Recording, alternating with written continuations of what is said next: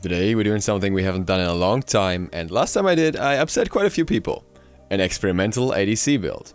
This one is a little different though. It implements some things that have been used by the pros lately, and it implements some things that originally started as a joke. In fact, this whole build actually started as a joke. I posted on Twitter. New ADC build. Shifters, Ninja, Frostbound, Runeforged, Exec, Hastened or some shit. This was down to the fact that with the then upcoming, now released patch, Shifter's shield received a major buff that kinda gives it some more viability in the ADC role. In fact, enough viability for Funball to actually use that item yesterday already as an early power spike for his build, kinda replacing a Transcendence in an otherwise power-focused build. At the same time, what we've seen more and more in the pro scene is the pickup of Runeforged Hammer and Frostbound Hammer on Hunters. This works specifically well with those Hunters who have built in slows, just so you can get the effect of Runeforged beforehand and rush it, but it's generally considered okay and viable, though it's not always built. So what do we have? We have Shifter's shield on one hand, which has a lot of power and a good early power spike, along with some extra defenses. And we have the Runeforged Frostbound combo, which works really well for certain characters in regards to their DPS. What we also have is a message from Anorexia here, who actually DM'd me afterwards saying, I just saw your build you posted on Twitter, been running it on the PTS since the patch, pretty broken. Been doing Runeforged/Frost since we got back from LAN, as if that wasn't broken enough, now I have prods with it too. Now obviously, as pretty much any build, this build has some variables that can be changed. For example, you can start with Death Toll and then a tier 1 of Shifter's shield, or you can start with tier 2 of Shifter's shield, Tower shield right away, or you can start with another starter, for example Bluestone, and then build boots first, get a chalice with that, and then look to finish Shifters afterwards. There are a lot of flexible options when it comes to that, as long as you're looking for Shifters relatively early for the power spike. After that, I would usually, different from what I posted on Twitter, recommend actually building Runeforged first. It has more power, it is more beneficial for pretty much any hunter that has some sort of CC in their kit that can make them have that extra benefit as well. And it works on any ally CC as well, so overall, Runeforged should just do a little more for you. Also, it's cheaper. And then you're looking for Frostbound, you have enough power at this point, so now you can look for those slows to get the consistent proc of Runeforged through Frostbound Hammer. After that, you can look for Executioner, but you don't have to. You can also look for Titan's Bane if you want more consistent damage or more structure damage or anything like that. It will just slow you down a little bit, which is why I have Ninja Tabi in this build pretty much always, because you gotta get your attack speed somewhere. Last but not least, I threw in Hastened here. I would probably not recommend Hastened all the time, unless you feel like you really need it, because you already have that Frostbound Hammer slow. What I would do instead is Concise, because Concise gives you the best single item power spike and it also gives you a little bit more attack speed. What you can also do here is RC if you want to go for a ridiculous amount of sustain, though it will take away quite significantly from your damage. You still have a lot of power and that little bit of flat pen is still nice, but it doesn't do that much late game, and really, if you want to look for max damage, it's usually ideal to go for Kins, especially because you have so much survivability with this build. And now, if we're talking about this build, we should obviously look at the numbers and compare it to how other builds work. In this case, I don't think it's very much appropriate to look into the DPS values too much, simply because the DPS doesn't really work that way for Runeforged when you have to apply CC first, meaning usually your first shot will not be affected for Runeforged, and it's the second shot onwards that work that way. As such, I will exclude crit builds here because they usually focus around DPS, and I will say that a full crit, triple crit, executioner or something like that build will have more DPS than that. Not necessarily more ability damage, but more DPS through basic attacks. That's simply down to the nature of triple crit. But if we want to compare this to something, we can definitely compare it to a more ability-focused, damage-oriented build that many hunters tend to build. And for that matter, I chose a build that consisted of Transcendence, fully stacked, Ninja Tabi, RC, the Crusher, Titan's Bane, and Concise. Now this build is a build that's mostly focused on power. It has a little bit of attack speed, a fair bit of flat penetration, getting some damage values through that, and obviously has a Concise for extra damage as well.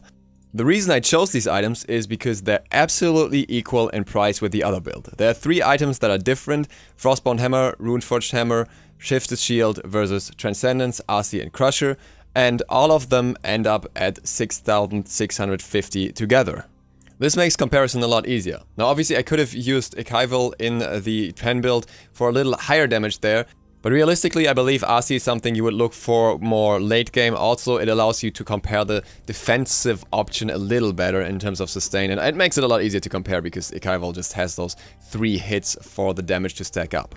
The Shifter's build was the Titan's Bane variation, so Shifter's Shield, Ninja Tabi, Runeforged Hammer, Frostbound Hammer, Titan's Bane, Executioner. If we look at the raw base damage values here, the builds are almost even. The base damage on the Shifter's build over 50% health is 321, whereas the build with the damage-oriented options is 316. As such, what we mostly want to find out here is how much more damage can we get from flat penetration versus how much more damage can we get from the passive of Runeforged Hammer when we look at the builds directly. Also, how does Shifter's Shield compare to Transcendence? In order to compare the damage, I took Houyi into the jungle practice and put him against the level 20 Ra, so that's the target with no protections, and against the level 20 Ganesh with an all protection build, so we have both sides of the spectrum here. The tank build in this case is the Shifter's build, whereas the damage build is the Transcendence build. What you'll see first is the comparison between two basics on Ra. The damage here is slightly in favor of the damage build, but only by 23. What's a bit different is the initial basic, if you look down, where Shifter's loses a fair bit of damage on that very first shot because of the interaction with Frostbound. The slow has to be applied first, unless another stun or something is applied first. When you look at the 1, the damage loss is 32, and when you look at the ult, the damage loss is 14 per tick. The concise damage has a damage difference of 6.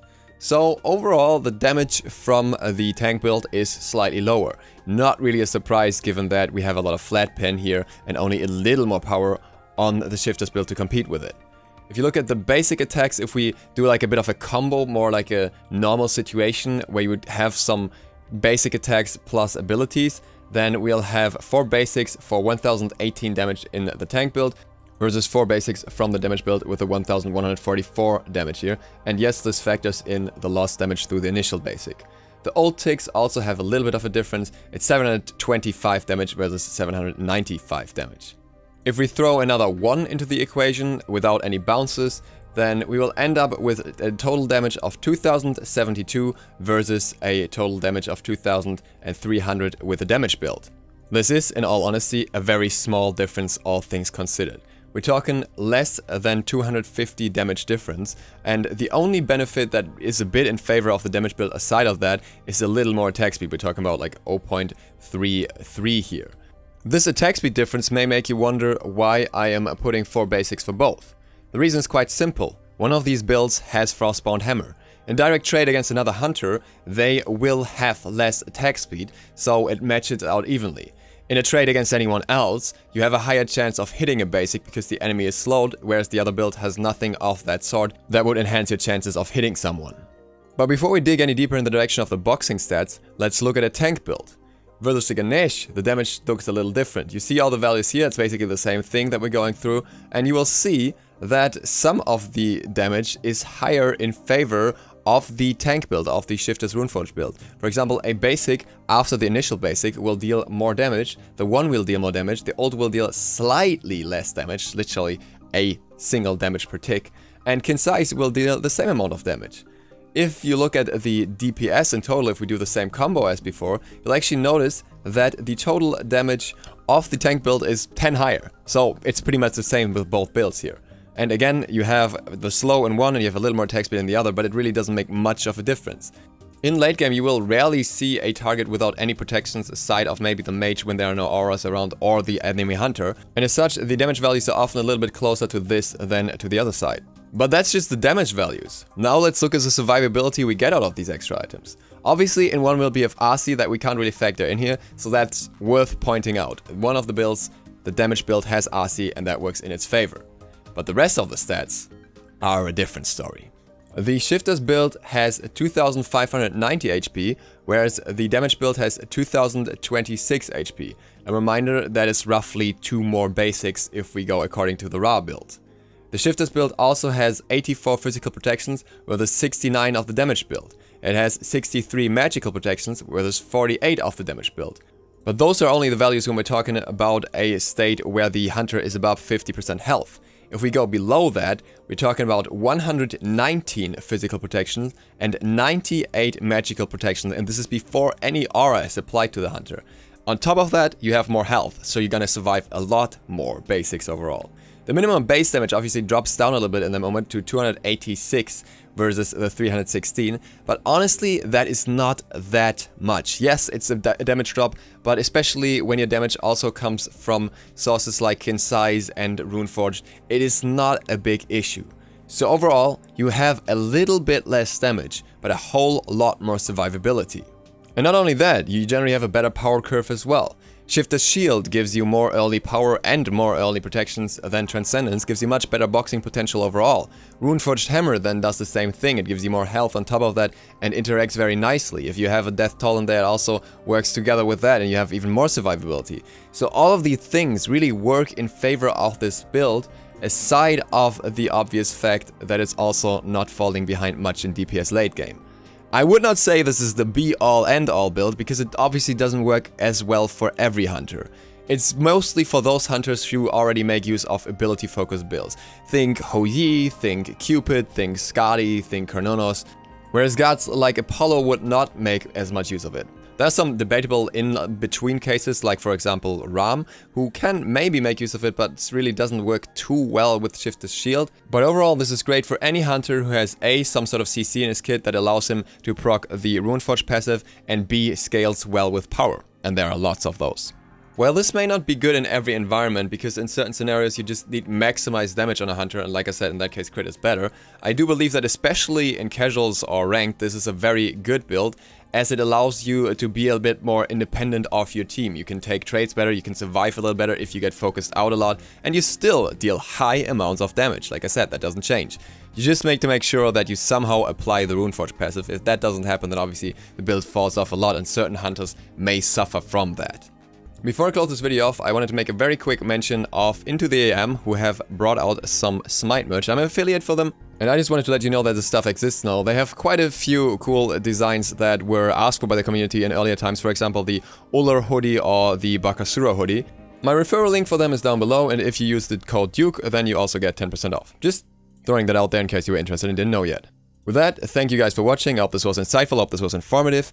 If you enjoyed this video, feel free to click that sub button and maybe the bell, it really helps me out. Other than that, see you for the next wonky tank build tomorrow. Just kidding. Duke Sloth, out.